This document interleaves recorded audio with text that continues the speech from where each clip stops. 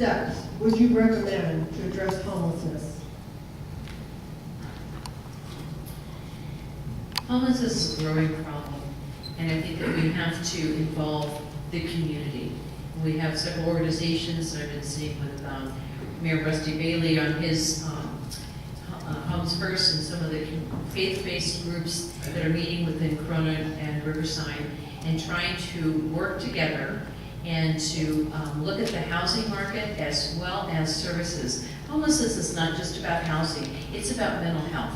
And we really have to focus on mental health issues, on drug issues, and the things that are holding individuals back.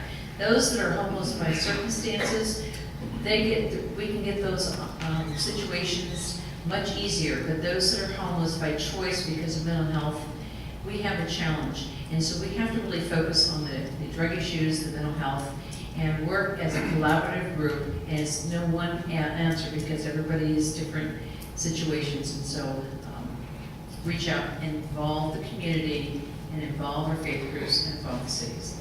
Mr. Martinez? I love that question because that's part of my drive around my campaign, okay? So homelessness takes a comprehensive approach. It's not as simple as people think. You need to first of all care about the homeless community.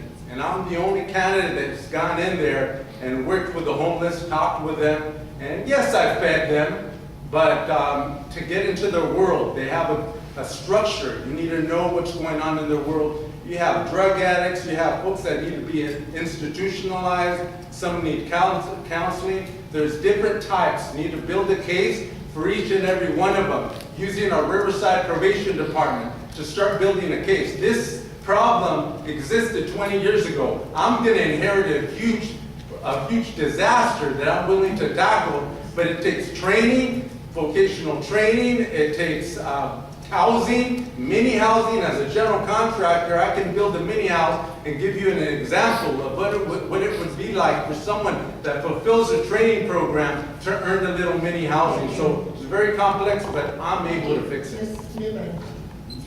Well, it is a complex issue. We've been treating it as a symptom. We've been moving people around, taking down tents, they end up someplace else. The county is the place that needs to take the leadership and coordinate with our cities and the unincorporated areas to try and really address it comprehensively. A lot of the really hardcore homeless people really have no place else to go. They really are struggling. Mental health is a big one. Addiction is a big one. We need to find housing for them first, and Riverside's doing a good job at exploring that right now, to put people into a safe place so that we can monitor them long-term, help them get out of their addiction, help them become sober, help them get the mental health treatment that they need. You can't do that when they're out there moving around, being run from one place to another. There has to be some stability in the process. Thanks. Mr. Linder? Thank you. There are many different categories that you've seen the people on this dais put the homeless issue in. You've heard veteran, it's very much a veteran issue, it's very much a mental health issue, and it's also very much a drug dependency issue. But I think that the reason why it's so apparent and why homelessness has become so visible is because the law enforcement has not enforced the basic laws. You see that little crimes like panhandling, breaking and entering, mail theft and the like is a revolving door. People know that they're not going to get in trouble. And I think that when you see these types of things happen in your communities, and you start to notice, you start to become aware that there's certain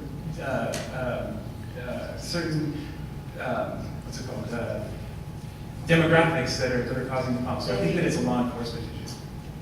Mr. Gardner? Thank you. The steps I think are most important is we have to increase affordable housing. Not just for the people who are currently homeless, but so that people don't become homeless. The fastest growing segment of the homeless population in western Riverside County is single women over 50. Think about that for a minute. That's pretty scary. Mental health is a huge issue, and Riverside County is underfunded by about 30% in our fair share of state funds for our mental health services. We need to put together a coalition to get our fair share, or at least closer to our fair share. I think we can do that through the League of Cities and the Association of Counties. And the last one is there does need to be an enforcement component. For those who just will not follow the rules, there has to be a stick to go with the carrots. And in my mind, that is getting the Indio jail completed and open so that we do have some places when we spend a couple nights Thank you.